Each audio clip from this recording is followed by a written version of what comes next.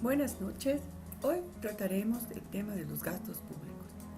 En cursos tutoriales anteriores habíamos tratado sobre las necesidades públicas y los servicios públicos, ambos desde la perspectiva de la actividad financiera del Estado.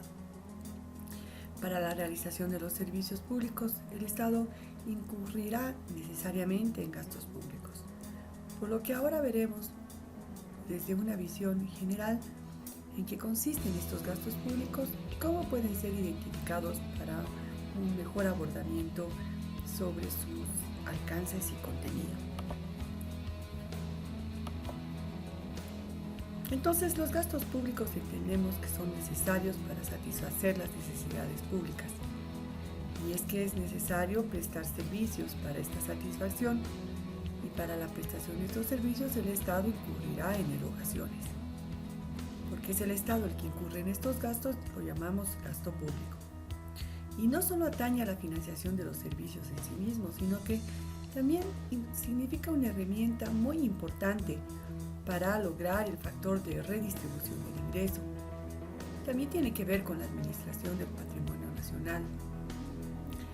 Influye en la estabilización económica y influye de manera decisiva sobre aspectos esenciales como el desempleo, el consumo, el ahorro y la inversión. Se trata de gastos que el Estado debe estar autorizado a realizar. Y esta autorización se definirá con base a los ingresos. Los recursos deben obtenerse, por lo tanto, proporcionalmente a lo que se deba gastar.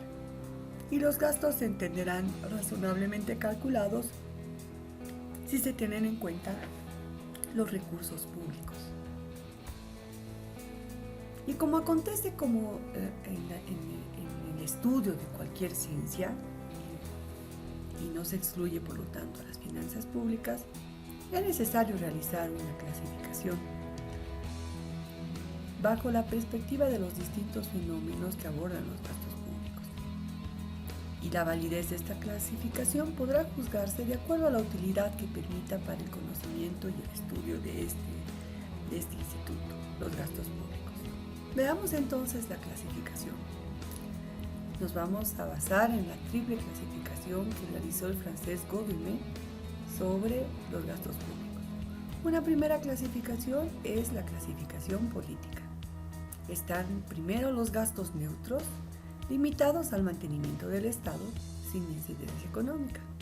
Están los gastos activos, que son los efectuados para tener deliberadamente una incidencia económica. Y en estos se encuentra una subclasificación: gastos según los objetivos, entendidos como los gastos políticos, gastos económicos y gastos sociales, y gastos según la forma, es decir, aquellos gastos que tienen o no contrapartida en el presupuesto. Son gastos definitivos, hay otros provisionales, hay gastos específicos y hay otros globales o generales. Está la segunda clasificación financiera de los gastos públicos. La primera distingue entre gastos definitivos, que son prácticamente todos los gastos en los que incurre el Estado, pero también están los gastos temporales y que se refieren generalmente a operaciones de tesorería. Y finalmente están los gastos virtuales o garantías, que incluyen los avales que el Estado preste en operaciones de crédito o concertadas por otros entes públicos. Cabe precisar que en nuestro régimen jurídico no está autorizado el aval por parte del Estado. Sin embargo, la doctrina lo considera este tipo de garantías como un gasto virtual. La tercera clasificación está entendida desde el punto de vista económico y parte de dos criterios. El primer criterio distingue a los gastos corrientes, que permiten el funcionamiento de los servicios públicos, y los gastos de capital, que suponen una expansión y mejora del patrimonio público. Esta clasificación guarda paralelismo con la distinción entre gastos improductivos, que son justamente los corrientes, y los productivos, que son los que dicen relación con el capital. Y el segundo criterio subdivide a los gastos como gastos productivos, de servicios, de funcionamiento, de capital, y son los que corresponden a la adquisición de bienes intermedios y factores para la producción de los bienes y servicios públicos, Tales gastos, según Harach, producen un aumento de la renta nacional.